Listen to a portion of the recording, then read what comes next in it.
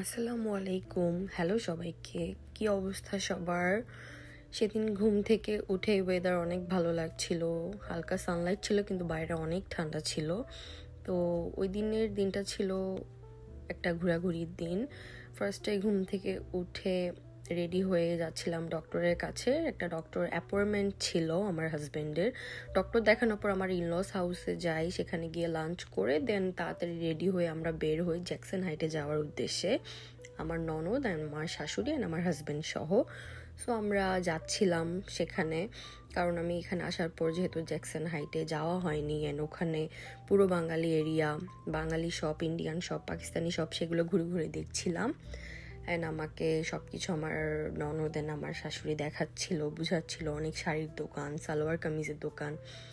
So সব দিক ঘোরাফেরা করতে করতে আমার ননদ সাজেস্ট করলো একটা দোকানের কথা যেখানে ফুচকা অনেক মজা।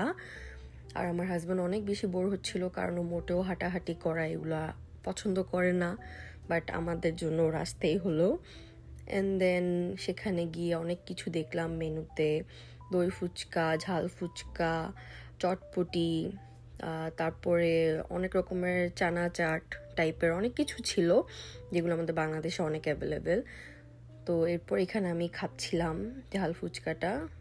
অনেকদিন পর বাংলাদেশে স্বাদ পেলাম ফুচকা খেয়ে, অনেক ভালো লাগলো। অ্যান্ড সেখানে খাওয়া দাওয়া করে সব কিছু করে আমরা আবার রওনা দিয়ে দেই একটা, ওখানে আমি নামটা ভুলে গেছি, দোকানের একটা ফেমাস জায়গা যেখানে চাটা খুব মজা, আমার শাশুড়ি বলল।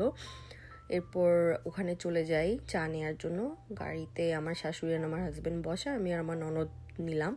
এন্ডিংয়ে চা খেতে খেতে আমার শাশুড়িদেরকে তাদের বাসায় ড্রপ দিয়ে দেই, আমার শ্বশুরের সাথে একটু দেখা করে আমরা রওনা দিয়ে দিই, যেহেতু আমার হাজব্যান্ডের এর পরের দিন মর্নিংয়ে অফিস ছিল।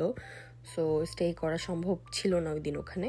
এরপর বাসায় আসি, আমার শাশুড়ি অনেক ভালো মিষ্টি বানায়, উনি আমাকে বক্সে করে দিয়ে দিয়েছিল মিষ্টিগুলো।